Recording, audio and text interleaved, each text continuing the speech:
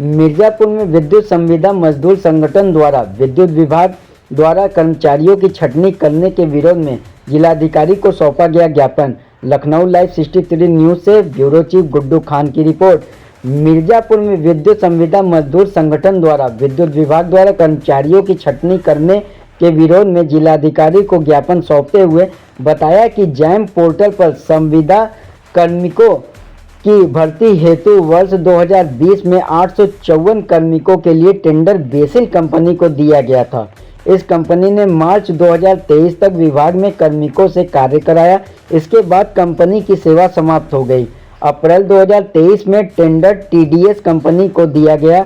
इस कंपनी को डिस्कॉम द्वारा 1174 आदमी रखने की अनुमति दी गई।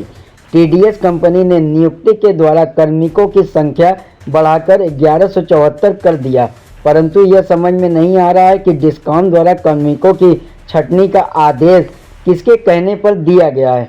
अब कर्मचारियों का छटनी के नाम पर शोषण एवं उत्पीड़न किया जा रहा है। इससे कार्मिकों में भारी आक्रोश है, जबकि इस समय पावर हाउस की संख्या भी डिस्कॉम द्वारा बढ़ाई गई और पुराने पावर हाउसों पर फीडर की संख्या में भी इजाफा हुआ।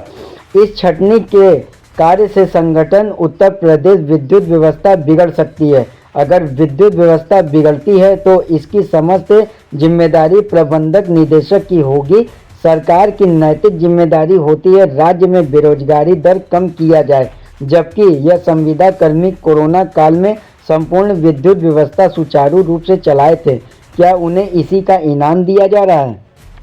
सैयद सरफराज अली, विद्युत संविदा मजदूर संगठन प्रदेश उपाध्यक्ष। क्या है पूरा मामला, क्यों प्रदर्शन कर रहे हैं? मामला यह है कि अनावश्यक रूप से विभाग में मनमानी तरीके से मजदूरों की छटनी की जा रही है।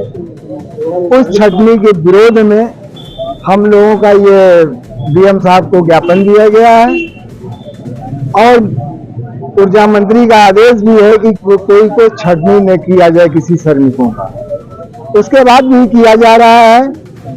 इसी संबंध में जिलाधिकारी से मिले हैं हम। जिलाधिकारी महोदय से कहा है कि मजदूरों को पीड़ा को समझते हुए विभागीय अधिकारी और शर्मा आयुक्त आपकी अध्यक्षता में संगठन के साथ एक बैठक कराएं, उसमें निर्णय लिया जाए ताकि लाइन ऑर्डर बना रहे।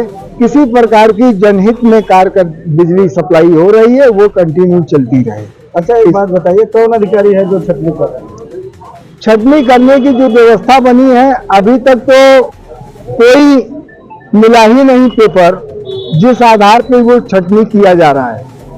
सिर्फ जो है एक आजकल का एक फैशन बदल गया है कि चेयरमैन साहब बीसी करेंगे, मुंह जबानी बता देते हैं। अरे भाई, सरकारी नौकर हो, सरकारी काम कर रहे हो, जनहित में आप सरकारी सेवा आपसे ली जा रही है, तो इसका ये मतलब नहीं कि मुंह जबानी बात करेंगे। ऐसा लगता है कि जैसे कि ऊपर के चेयरमैन और नीचे के बैठे अधिकारी उनकी पति पत्नी का रिश्ता हो गया हो, पति पत्नी बन गए हैं। यानी एक पति ने पत्नी से कहा, पत्नी ने वही काम किया। स्थिति ये है। इसी स्थिति को सुधारने के लिए हम लोग मीटिंग के लिए कहा है कि भाई जिलाधिकारी आप जनपद के हमारे हैं और प्रदेश के प्रतिनिधि हैं, तो दोनों के तीनों के बीच में एक समझौता कराइए। ये क्या है, कम से कम हम लोगों को भी तो मालूम हो ये क्या है। अटेंडम मजदूरों का आपने ऐप बंद कर दिया। क्यों बंद कर दिया ऐप?